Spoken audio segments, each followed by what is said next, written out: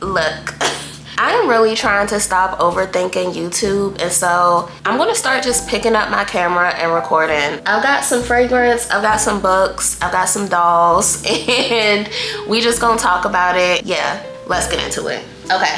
I bought some fragrance samples from Scent Split. I got 4. 2 of these were blind buys and 2 of these I had smelled before. I've really been loving all of them. First one, this is one of the blind buys. This is Lactonic by Scentologia. The notes are milk, mandarin, almond, bergamot, coconut, lily of the valley, pistachio, and sandalwood, vanilla, caramel, ambrose star. I basically get like creamy pistachio, like white florals. This gives me like the same vibe as Dirty Rice by Born to Stand Out. That is one of my like favorites. I wear that all the time. Really like this. It's like a casual, sweet, little creamy something. Next is Milk and Matcha by Obvious Perfumes. The notes are clementine, mandarin orange, ginger, matcha, mate, orange blossom, absolute, tonka bean, absolute, vanilla, balsam. I was watching Cami on TikTok.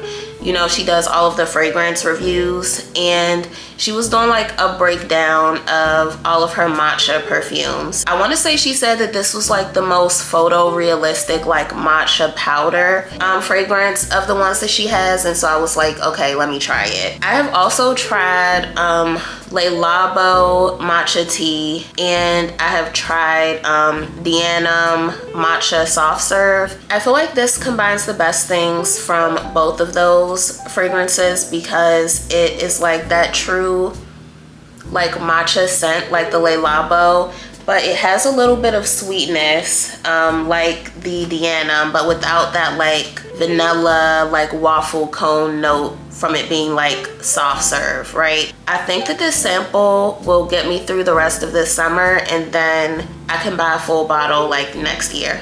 The last 2 I have actually tried before. So this is Thé Noir 29 from Labo. Thé Noir, black tea, whichever, if you want to use the French, I'm fine with that. But I'm gonna just say black tea. This is so special. Like, I've not smelled anything like it, and I hope that like it doesn't become a thing. It's just so good. Okay, the notes are black tea leaves, bergamot, fig, cedar, vetiver, bay leaf, musk. Anytime I wear this, it's always like when I'm going out on a date. It's sexy, but not in like an obvious way. I don't know how to put it, but it gives like going out to dinner, like somewhere small and cozy, like low lighting, candles on the table, red wine, and like you're tapping your mouth and like leaving lipstick stains on the napkin. That's what it that's what it gives. Yeah, all that's there. All that is there. I really love this. It's just the price, the Labo price. So this sample will get me through for a while, but this is definitely on my like wish list. Okay, and then last one, this is Angel Dust Extrait the Parfum. Oh, the names. From Fugazzi. Out of all of my samples, I think that this one is probably the most accessible, meaning that I think most people would like it, right? The notes, let me give you the notes. Okay, pink pepper, cashmere, white amber. This is like a more grown-up version of the kind of fragrances that I used to wear in like my early 20s. It's just like casual and girly, right? And there's nothing wrong with that. Like, everything does not have to be the most interesting scent profile. Sometimes you just want something that's like easy, smells good, gets you compliments, and that's kind of what this is. Still smells real good though. Don't let me downplay it. It still smells really good. This is actually the one that I bought a full bottle of. Just cute. It's cute. Okay, let's talk books. So I've got 3 here. First, let's start with White Teeth by Zadie Smith. I'm pretty sure I talked about this in my last video. This indeed lived up to the hype. This surprised me. I don't know what I was expecting, but this was really good and not like anything else that I have read. How would I describe it? This tells the story of like interconnected families in London from like, I don't know, like post World War II through like the 90s. And you see how the generations of these two families and I guess like their outer circle of like people in their lives are all connected. It is dealing with like the immigrant experience in the UK, right? And how like different generations and like different people are all dealing with feeling like outsiders, if that makes sense. Also funny, like funny in a British way, funny in like a in like a witty way. I would just say give it a try and to be open-minded. I wasn't sure where it was going at first, like the first couple of chapters, but once it got to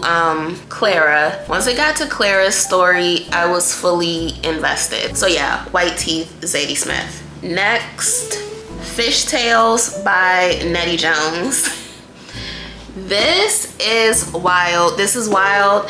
I almost want to reread this already just because I'm kind of like, what did I read?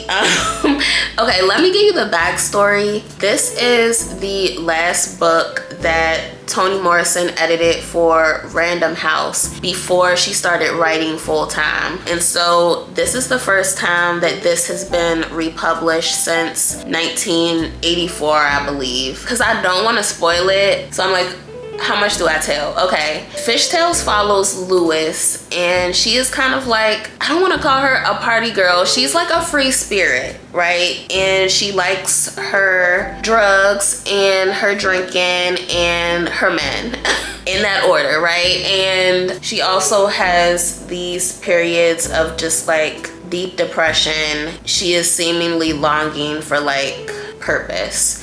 So it is written very well, like so descriptively. I can see everything that she's writing about. Like I can imagine the New York apartment. I can like smell the cigarette smoke in the air, smell the like cheap perfume, the greens cooking. You can see this world. That is what I love about this so much. It's because it's a wild world, and I love that I feel like I can imagine these parties and these orgies and just everything that Lewis is living. But yeah, Fishtails, I really like this. I didn't know kind of what to make of it when I finished, but maybe that's a good thing, right? Like maybe that's a good thing. So yeah, Fishtails, Nettie Jones. And then a little nonfiction. We have Girl on Girl, How Pop Culture Turned a Generation of Women Against Themselves by Sophie Gilbert. I would say this is like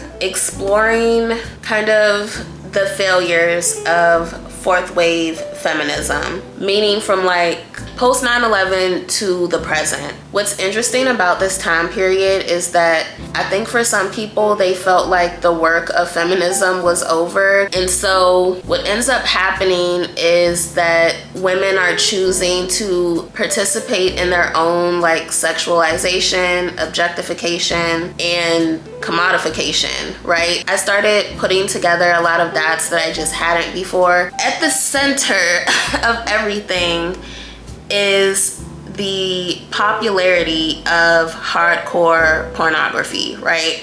Because all of a sudden it is more accessible than it's ever been due to the internet, and that affects like every like facet of media, and not just media, but like how men are viewing women, how women are like viewing and talking about themselves. You have all of that happening like in the new millennium, but then you can trace kind of like the girl boss era, like 2010s, influencing all the way into like the present, where you have like the trad wife, thing, right? Misogyny and politics on such an insane level. So all of this, it talks about a lot. But the other thing that I really love is that there is such a great notes section in here. We'll definitely be like going back and doing some more research. So yeah, I really love this Girl on Girl by Sophie Gilbert. I want to just mention a little bit of music. Erica DeCassier. The names are hard for me. Tuvelo, like, but yeah, this new album is really good. I never know how to describe her music. I would say it's R&B. It's just like, I don't know, like ambient R&B. I guess like electronic kind of influences. It's just easy to listen to. Yeah, I really like this new one. She wrote and produced it all herself, and it is really good. Okay, next is from Florida's Finest from Sailor. This is the girl who does the bet you meet him, bet you'll get a dog and name it after me, hey Pookie. That song, she gets a lot of like SZA comparisons, which I understand. I think that's a compliment. I think she's a good songwriter. And the thing that excites me about Sailor is I feel like for a first project, this is really good, but I can just see her like trajectory. You know who else I get Doja Cat from Sailor, like the song structure, her voice. So yeah, Sailor, what's it called, from Florida's Finest. Okay, last thing, y'all. I never talk about this, but I'm actually a little bit of a doll collector. I actually got rid of my childhood like Barbie and Bratz collection, and I'm still hurt over that to this day. Like, that is, I don't regret many things. That is a regret that I have. I was just trying to clean out my grandparents' basement and I was just getting rid of everything. 22-year-old me just did not think that I would ever care about those dolls again. But 32-year-old me is like, damn, why didn't I keep my dolls? I can't get my old dolls back, but I have started collecting just like here and there, mostly vintage, but I do buy like new dolls that come out if they just speak to me. So I've got a couple to show. This is the 25th anniversary Bratz doll. I saw her and just knew that I needed her. Like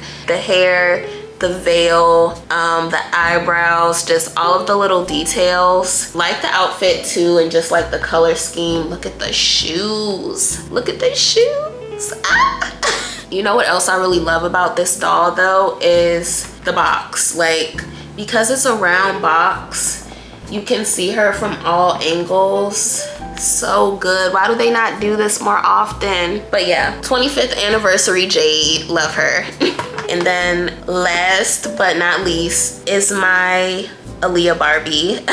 Oh, look at her. Look at her. I actually missed this doll when it first released, and someone kindly gifted this to me for my birthday. It was such a thoughtful present. So here she is. Now I do just have to say, I feel like Mattel could have made this more special. I wish she had more outfits. Or you want to know what I really wish? I wish that they put this doll on a motorcycle like the More Than a Woman video.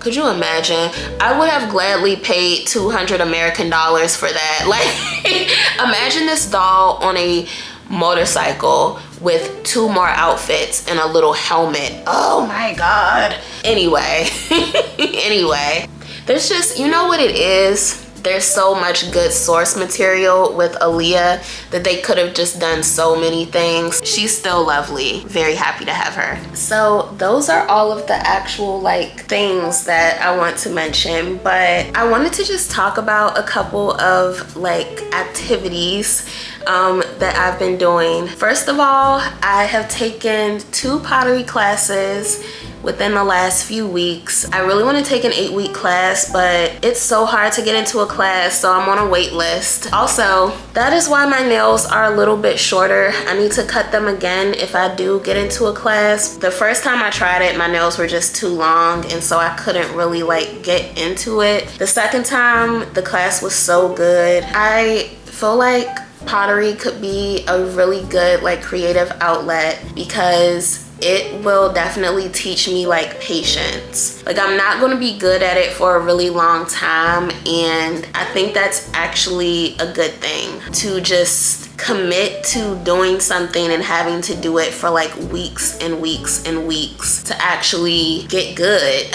It feels like there is this expectation of just instant gratification, and with a practice, right, like an art practice, also yoga, like, which I also have been doing lately and really want to do more regularly. I know that I am not going to be an expert immediately, and so I have just been trying to enjoy like the learning process of pottery and with yoga. With yoga, also just like being present in my body, having an opportunity to not think about anything else for an hour. I'm gonna be real, y'all, like mentally, I've been better. I've been better. Like I wanted to get on here and just talk about like, you know, what I've been reading and listening to and just activities that I've been doing, because I have been making like a real effort to do things that I enjoy to get me to a better place. I know I mentioned before that I am like back in the office 5 days a week. That has been just such an adjustment because I really feel like I live there. So sometimes I spend so much time there, and it just can make me feel kind of uninspired and unmotivated, to be honest. Like as someone who really thrives in my creativity, my day job is not anything creative, and so to devote so much of my time and to be in just a space that does not make me feel like super happy or creative is hard. Being in a cubicle so many hours a day is rough. I know that other people have to be feeling the same way, and so I would say as much as you can to just spend time with people, lock into the things that you genuinely care about, read more, be outside as much as you can, feed your inner child, you know, buy a doll, bake yourself something, all of those things like help. That is all, you guys. I will see you guys for the next video. I really want to talk about some home decor stuff, so yeah, see you soon. Bye bye.